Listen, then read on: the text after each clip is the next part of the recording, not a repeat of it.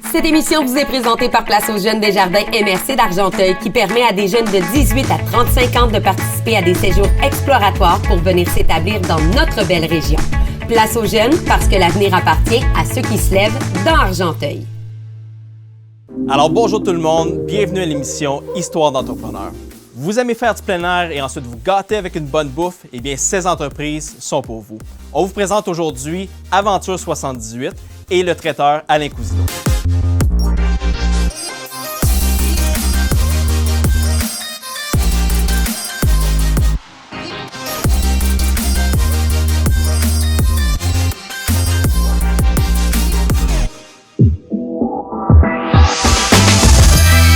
Alors bonjour tout le monde, nous sommes ici chez Aventure 78 au 472 rue principale à La Chute et je suis en compagnie des deux propriétaires, Monica Charlebois et Simon Beauchamp. Ça va bien? Ça va bien, merci. Oui, merci de nous recevoir aujourd'hui pour Histoire d'entrepreneur. Monica, est-ce que tu peux m'expliquer ton parcours d'entrepreneur? Tu n'as pas toujours été en affaires.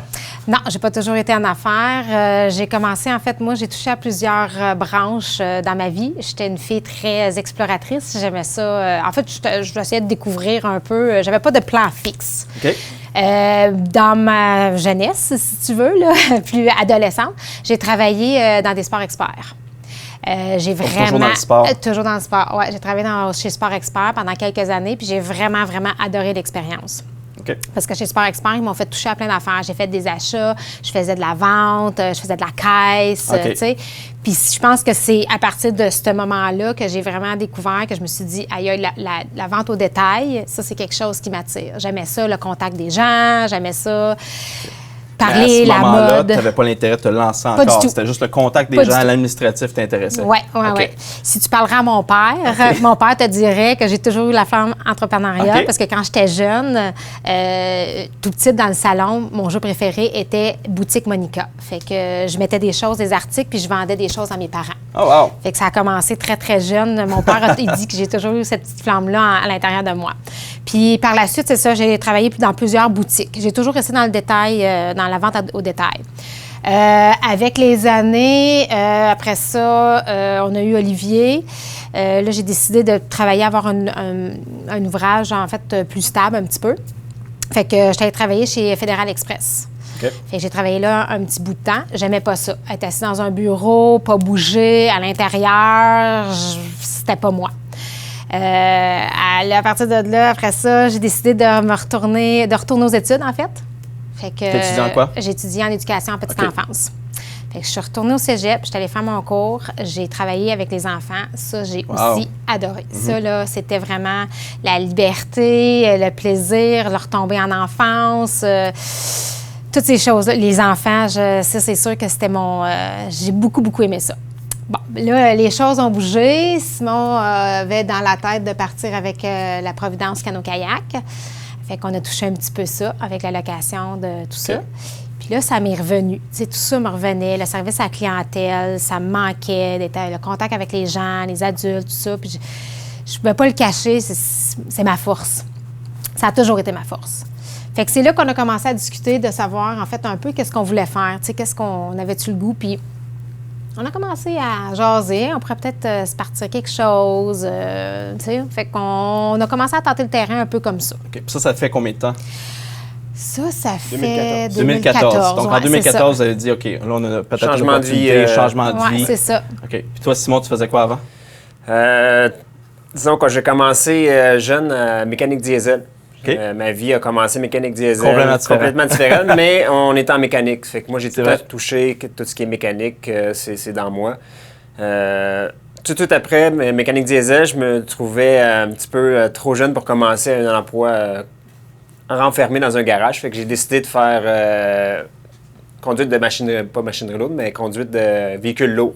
Fait que j'ai fait du US en semi-remorque, toute seule à 21 ans. Fait que j'ai commencé, tu sais, le mot aventure, il a commencé là présentement. Est-ce que c'est inspiré par ton parcours? Oui, moi, vraiment? l'aventure, c'est l'aventure d'une vie. Ah, wow, Fait OK. que le mot aventure commence vraiment, c'est l'aventure d'une vie qu'on a décidé, OK, depuis le début, on fait des aventures, fait que... après ça, US a commencé, on a travaillé un petit peu là-dessus, puis c'est quand on a eu Fiston en premier, c'est là que j'ai décidé, OK, on se ramène plus ville ici. J'ai commencé à travailler pour la Ville de la Chute. J'ai touché à tout à la Ville de la Chute. J'ai été 12-13 ans à la Ville de la Chute. Puis après ça, on a décidé d'aller avec la Providence Canoë-Kayak, qui a amené tout comment on pourrait dire, le domino de la vie. Elle nous a amené à racheter une boutique de sport. Donc là, nous sommes en 2014. Oui. C'est ça, 2014. Exactement. Vous avez décidé de vous établir à la même place d'une ancienne boutique de sport. Non, on a commencé Vous avez commencé Canoë-Kayak. ailleurs. Ouais. OK. Canoë-Kayak, on a commencé ça en 2014 pour faire activité ici dans la région. On n'avait pas, on a des belles rivières, on a super beaux coins qu'on voulait faire découvrir. Ça fait qu'on a fait un 2014 à 2017. 2017. C'est là qu'on a eu l'opportunité avec l'ancien atelier du sport. Oui, exactement. OK. De racheter et de transformer ça en une nouvelle boutique. On a remarqué aussi que vous avez changé l'image de marque complètement. On a vu que vous avez vraiment un look très différent, des produits différents, une approche différente. D'où vient l'inspiration? Est-ce que vous avez été inspiré de d'autres commerces ou c'est vraiment vous, votre parcours, ce que vous aimiez? On a magasiné, on a regardé ce qui se faisait. Moi, j'ai été dans l'Ouest canadien pendant 1 an de temps. Fait que la flamme de ce qui se passe là-bas, on est 10 ans en arrière, si c'est pas 15. Là. Mais là-bas, c'était déjà un gros vibe, le vélo de montagne avec les sentiers et tout ça. Fait que ça m'a resté dans la tête jusqu'à temps 17 ans plus tard. C'est là qu'on a commencé à regarder qu'est-ce qui se passe maintenant ici au Québec. Ouais. Fait qu'on est allé. C'est ce qu'on veut rapporter, c'est ce qu'on veut ramener aussi, c'est cette vibe-là qu'on va aller chercher. On va avoir, c'est ça, la boutique, le but, c'était d'avoir ça. T'sais, moi, je voulais avoir quelque chose de très friendly. Je voulais que quand les gens rentrent chez nous, ils se sentent chez eux. T'sais, je voulais pas que ça soit quelque chose de froid. Je voulais pas que ça soit quelque chose, fait que ça, pour moi, je trouve que, le service à la clientèle, ça vient de là aussi, Quand tu as un bon contact avec tes clients, une bonne relation, ça devient que c'est le fun. C'est le fun de travailler, c'est le fun. Ça devient plus nécessairement de la vente. Exactement. Ça devient des échanges. Ouais, puis c'est bien, puis on sent vraiment lorsqu'on visite votre commerce qu'il y a l'expérience derrière, puis vous avez beaucoup d'attention vers le service à la clientèle, on le sent. Dès qu'on arrive dans le magasin, c'est facile avec vous autres. Et là, vous nous apportez vers vos produits, parce qu'on voit ici dans le magasin, vous vous offrez du service de réparation, et vous vendez des produits. Comment vous faites pour jongler entre les deux, présentement? Simon s'occupe beaucoup de l'atelier. Okay. C'est lui qui s'occupe de l'atelier, tout ce qui est shop, tout ça. Puis moi, je m'occupe beaucoup du service en avant, du service de la marchandise en avant. C'est pas toujours facile, je dois te dire, parce que c'est 2 mondes. C'est 2, oui. Puis il y a tellement de grosses variétés, là. C'est qu'on ne peut pas satisfaire tout le monde. On ne peut pas aller chercher tous les produits. Fait qu'on essaie de faire les bons pics. On essaie de faire des bons choix. C'est sûr qu'on s'est trompé avec... ça fait 3 ans. On se trompe. Il y a des choses que ça n'a pas fonctionné, essai-erreur et tout ça.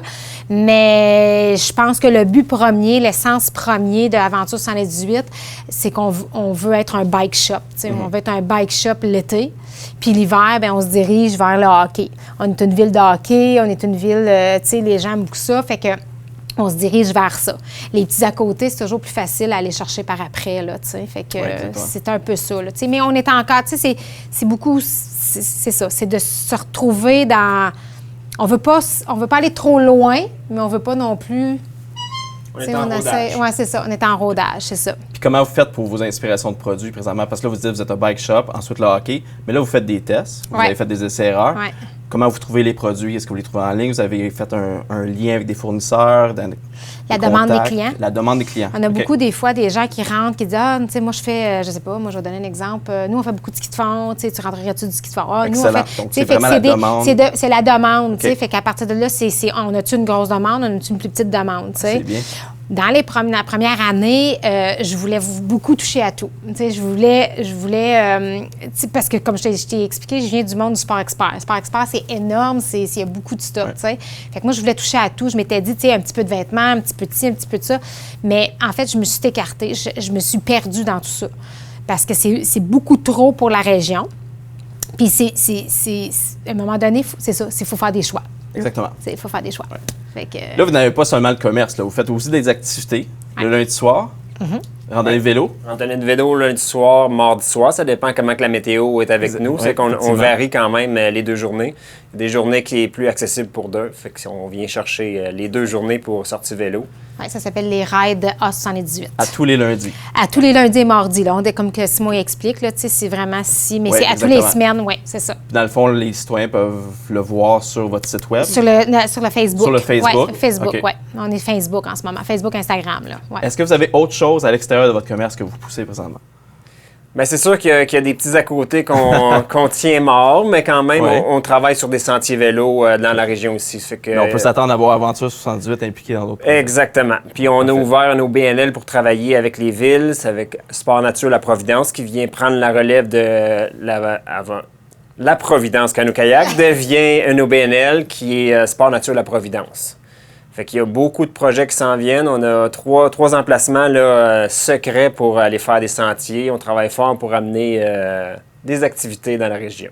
Excellent, excellent. Puis bien évidemment, vous êtes toujours impliqué dans ces activités-là. Toujours. Toujours, c'est vraiment une passion pour Ouais. vous autres. Ouais. Ah, c'est bien. On adore notre région. On était loin. Ouais. On était sur la Rive-Sud. On a décidé de revenir ici à la Chute pour donner puis pour montrer comment que notre région est belle. Là. Mais justement, en parlant de déménagement, vous avez déménagé le commerce également dernièrement. Parlez-moi de l'expérience. En fait, ça a été tout un événement parce que quand on a pris la décision, moi, je voulais revenir sur la rue principale. J'ai déjà travaillé sur la rue principale, je voulais revenir. Je me disais, la rue principale, l'Action, un bike shop, il faut que ça soit dans le centre-ville. Je me voyais un petit peu mal, tu sais, comme plus en haut. Là. Tu sais, je voulais m'en venir vraiment avec les autres boutiques. Puis, là, on a trouvé le local ici, les démarches se sont faites, mais le COVID est arrivé. C'est ça. Le fameux COVID. Fait que nous, on pensait d'être fermés. En fait, on a eu 4 semaines à la maison. Puis là, on s'est dit, bon, ben là, on va faire le move pendant ce temps-là. On va avoir du temps pour repartir à zéro. On a commencé un petit peu les rénovations. Puis, en fait, le gouvernement nous a donné l'autorisation de réouvrir. On est devenu un commerce essentiel. Fait qu'on est obligé de se revirer de bord. Fait que j'étais en plein déménagement. En fait, tout était dans mes boîtes pactées en haut, là-bas. On a décidé de juste faire fonctionner l'atelier. OK. Fait que Simon faisait seulement des réparations. Encore là-bas. Encore là-bas, OK. Pendant qu'on montait ici. Mes beaux-parents nous ont beaucoup aidés à tout emménager, à tout repeinturer, tout refaire le ménage. Puis on a fait ça en 3 jours. Une fin de semaine, on est parti de là-bas. Le jeudi, on a pacté. On est arrivé ici, on a monté le magasin. Puis le 4 mai, on ouvrait nos portes. En 3 jours, Oh, wow. on a monté le magasin. Là, ouais. Puis la clientèle a suivi. La Aucun clientèle problème. a suivi. Instantanément, on a instantanément. ouvert la porte. Puis c'est Ouais. comme si ça faisait 10 ans qu'on était ici. Là. Puis les Wow. gens, le commentaire des gens est très, très, très positif. Là. Tout le monde fait comme « Oh mon Dieu, c'est vraiment beau, c'est beaucoup... ça fait plus bike shop, c'est chaleureux, on aime vraiment ça. Oui. Les gens ont adoré le changement. Ben, c'est là. très beau ce que vous avez fait. Puis c'est certain, en ayant pignon sur rue, sur la rue Ouais. principale, ça l'aide également. On aime Ouais. ça au centre-ville. là. Ouais. Donc maintenant, si on pouvait parler de votre clientèle cible, évidemment, c'est des sportifs, mais comment vous faites pour communiquer avec votre clientèle cible, puis comment vous la segmentez? Bien, communiquer, c'est beaucoup... le bouche-oreille. c'est bouche-oreille, Ouais. le Facebook. Mais je te dirais que c'est le bouche-oreille. bouche-oreille. C'est vraiment bouche-oreille. Oui, c'est vraiment ça. On Puis est vous encore voyez très des old gens school. de tous les âges, Tous les âges, de toutes les régions. toutes les régions. C'est fou comment que les bike shops sont recherchés. Ça fait qu'on vient chercher du monde du nord, de la rive sud de Montréal. Fait le monde se déplace pour venir voir les nouveaux ou les bike shops. Le service spécialisé, le monde se déplace. Excellent. Bien, félicitations. Merci encore de nous avoir reçus. J'encourage tout le monde à venir visiter ici au 472 rue principale, Aventure 78. Venez dire un bon bonjour à Simon et Monica de Aventure 78. Alors, bonjour tout le monde. Nous sommes ici au traiteur Alain Cousineau, au 35 avenue d'Argenteuil, à La Chute. Je suis en compagnie du propriétaire Jonathan Plouffe. Ça va bien? Ça va très bien vous-même. Mais absolument. Merci de nous accueillir aujourd'hui pour Histoire d'entrepreneur. Jonathan, est-ce que tu pourrais nous parler de ton parcours qui a mené au fait que tu as décidé de te lancer en affaires? Oui. Rapidement, à la fin du secondaire, j'ai tout de suite commencé à travailler pour la régie intermunicipale Argenteuil, le site d'enfouissement qui était à Saint-Hermas. Puis j'ai fait un bon 10 ans là. J'ai été travailler ensuite pour les pneus Sabourin. J'ai fait Cascade aussi. Ensuite, je suis retourné chez Sabourin, les pneus Sabourin. Puis en 2011, j'ai décidé de me lancer. J'ai eu une ouverture pour aller travailler à Cabane à sucre du Pied de Cochon. OK, oui. Oh, wow. OK. Martin Picard, tout ça. Ah oui? Fait que j'ai fait la saison 2011, si on veut. OK. Puis ensuite, quand la saison s'est terminée, j'étais allé travailler pour Orica. Oui. J'ai fait jusqu'en 2012, puis il y a eu une mise à pied massive. Là. On a passé de 600 employés à 200. Fait que j'étais les derniers rentrés, donc j'ai perdu mon emploi. Puis en même temps, il y avait mon ancien colocataire, partner depuis longtemps, Jordi, qui lui perdait sa job chez Cascade, qui est en arrière du centre d'achat. Puis c'est à ce moment-là qu'on a commencé à discuter puis se dire qu'on était un petit peu tanné de se promener de job à job, puis pas toujours avoir ni le même salaire, ni les mêmes conditions et tout. Puis l'intérêt était ensemble de travailler pour nous-mêmes au lieu d'essayer de se trouver un autre job puis travailler pour les gens. Fait que, en faisant des brainstorms, il y a un de nos amis qui travaillait pour le CLD à ce moment-là, qui existait encore. Puis lui nous dit qu'il y a le traiteur Alain Cousineau qui est à vendre à la chute. Donc, on fait quelques rencontres avec le CLD, avec notre ami qui était à cet endroit-là. Puis, on fait quelques démarches, puis finalement, on achète le traiteur en 2013. Wow, donc c'est vraiment votre situation qui a fait, bon... Oui, c'est ça. Okay. C'est ça. On se promenait d'une job plus payante à une job moins payante, puis à un moment donné, ben c'est ça. Ça a été vraiment de dire, ça nous tente de travailler pour nous-mêmes. Puis, mais là, on se lance dans l'inconnu. Pas d'expérience dans Pas d'expérience, rien. T'sais, moi, j'ai travaillé pour la cabane à sucre, mais j'avais jamais travaillé pour un restaurant. Fait que j'ai pas été à l'école là-dedans, donc j'ai pas de diplôme. Puis en alimentation ou quoi que ce soit. Puis Jordi non plus, il était électromécanicien. Wow, OK, un changement complet. C'est ça, moi j'ai mon secondaire 5, c'est tout. Fait que c'est ça change de tout au tout. Mais là, vous avez repris, dans le fond, vous avez fait l'acquisition d'une entreprise. Ouais. Est-ce que le propriétaire, fondateur vous a aidé? Oui, il est resté dans le fond, on a fait quelques temps avec lui au début, pendant le processus là, du plan d'affaires, puis aussi aller chercher nos prêts, nos subventions, tout ça. Puis Alain restait avec nous une année complète. Ça, c'était dans le contrat de vente. Et puis après ça, on l'a gardé une autre année, plus comme vendeur, qui nous aide à amener plus de contrats pendant que nous, on mettait vraiment la main à la tâche. Là. On travaillait puis le plus possible, se concentrer là-dessus. On était juste les deux, là, dans le fond. Puis on engageait Percier, des gens, des amis, des étudiants, tout ça. Puis c'est ça. Après ça, Alain commençait à se tasser beaucoup. Là. À partir de la 3e année, il n'était plus trop là. Mais au moins, vous avez vu, ça l'a aidé pour la courbe d'apprentissage. Exact. On a vraiment eu besoin la première année, ça c'est clair. Là. Parce que justement, c'est ça, c'était aussi on n'était ni un ni l'autre, on n'était pas entrepreneur du tout. Là, fait que, il y avait tout le côté gestion, les payes, les employés, les recettes. Mais justement, as-tu trouvé le clash difficile de passer d'un employé qui passait d'un emploi à l'autre à devenir propriétaire puis devoir gérer peut-être des amis? Je veux dire, tu as engagé des amis, tu disais? Oui. On a engagé des amis, puis moi, je suis peut-être chanceux pour l'instant. Moi, tout a été très bien. J'ai pas eu de problème ni avec les amis, ni avec la famille. On a engagé beaucoup de familles aussi. Mais non, on n'a pas eu de problème du tout avec ça. Fait que ça a été... Moi, ce qui a été difficile plus, c'est le côté plus comme financier, là, apprendre à gérer tout ça, là, les finances, puis les payes,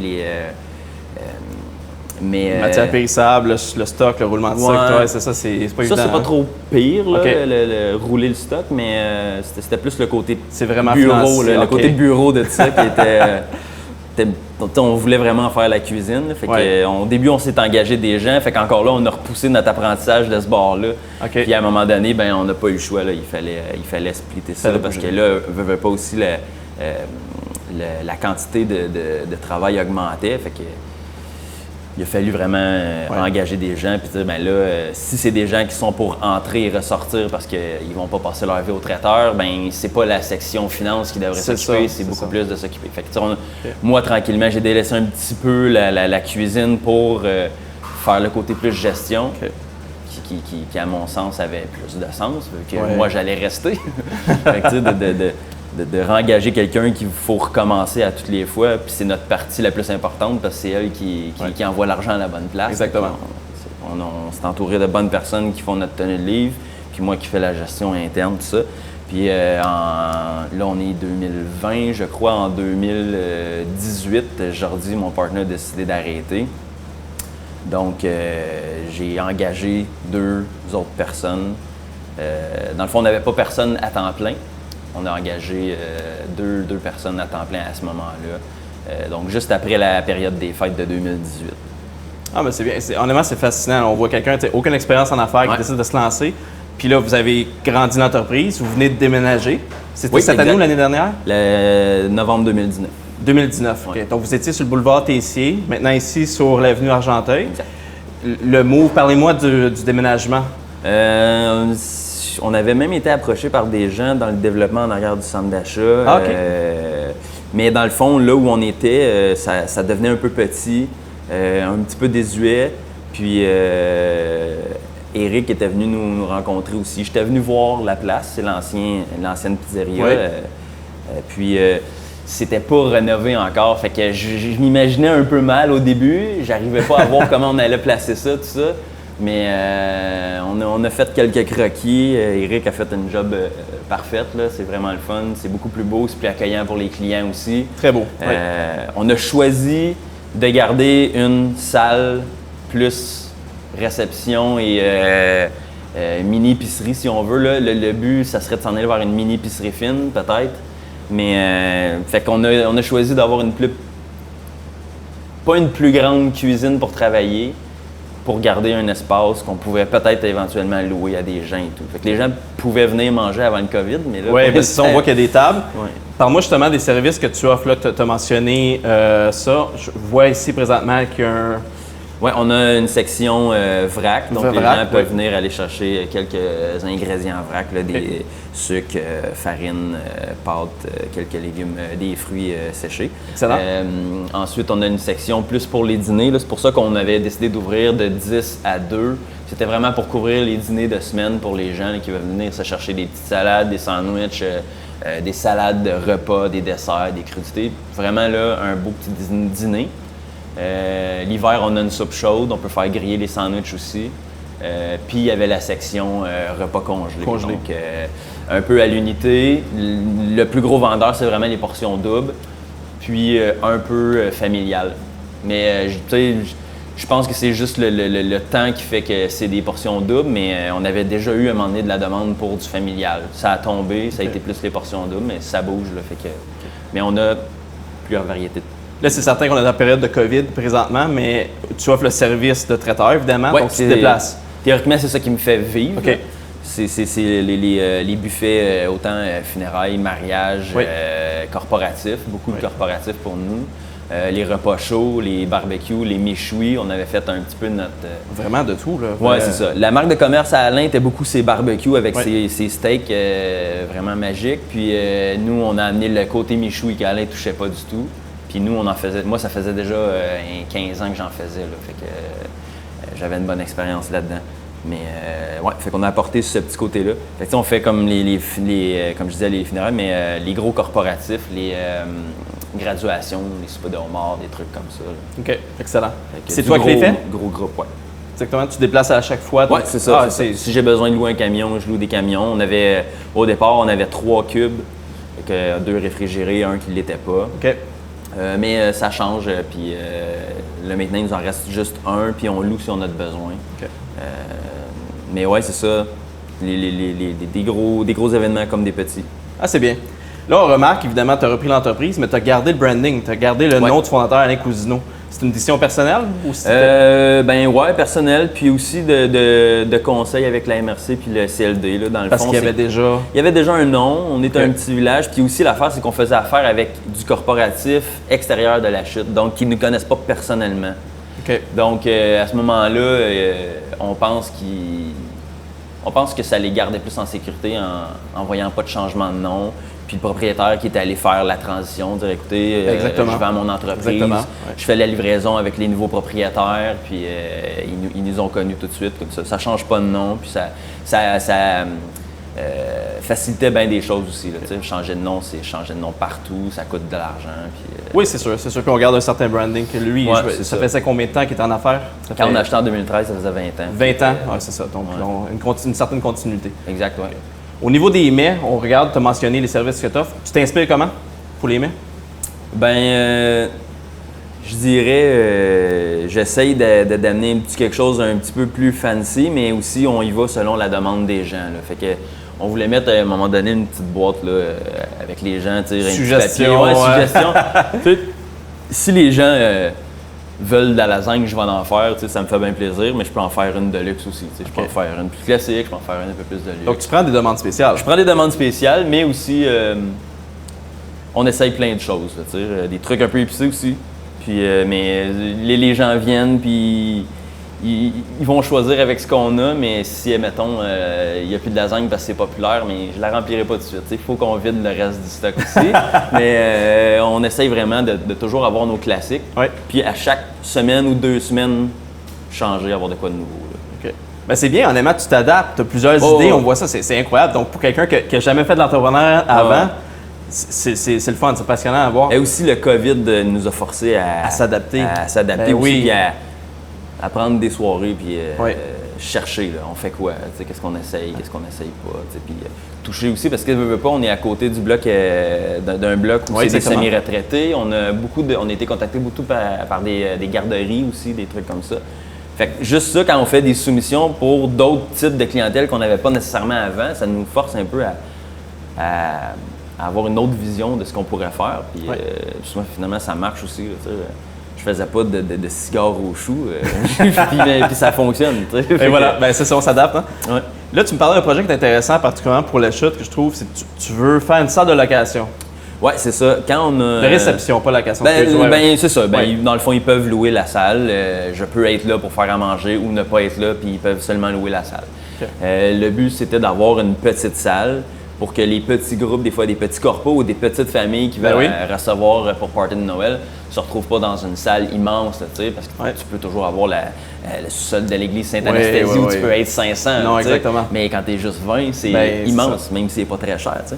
Mais c'est ça, fait qu'on travaille là-dessus. On a agencé la place pour ça, donc les rideaux pour fermer, le décor n'est pas là pour déranger, on sert nos trucs, ça fait une belle place avec une couleur pas trop agaçante. Ah, c'est bien.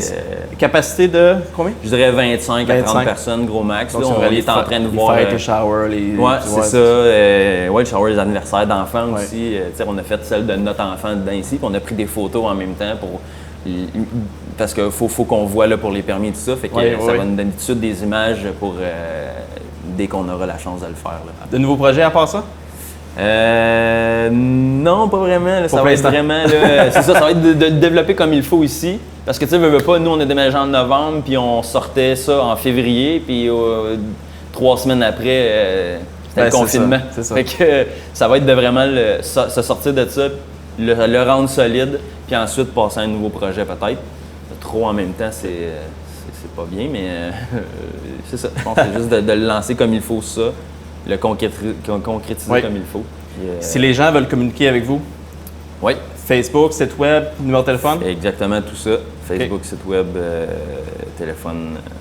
On répond. Moi, c'est renvoyé sur mon cellulaire tout le temps, fait que je réponds. Excellent. Où ils peuvent se présenter ici? Oui, c'est ça exactement. Du lundi au vendredi de 10 à 2. Le jeudi, on ferme à 6h. On avait rajouté une journée plus tard. Ça accommodait bien des gens qui voulaient venir chercher des trucs parce que c'est pas tout le monde qui ont la chance de se déplacer en pleine journée, en après-midi. Exactement. Ouais. Excellent. Exact. Bien, merci beaucoup. Très intéressant. Vraiment, j'aime beaucoup ton parcours. J'encourage tout le monde à venir visiter le traiteur Alain Cousineau, 35 avenue Argenteuil à La Chute. Alors voilà que se termine la 3e saison de l'émission Histoire d'entrepreneurs. Je vous invite à encourager vos entrepreneurs locaux ainsi que de découvrir les gens qui sont derrière ces entreprises. Merci encore de vous être joints.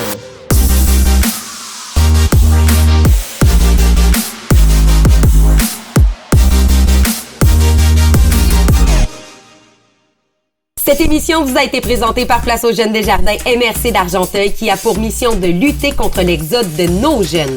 C'est l'opportunité pour eux, par le biais d'activités, d'acquérir des outils pour réussir leur carrière dans notre région. Place aux jeunes parce que l'avenir appartient à ceux qui se lèvent dans Argenteuil.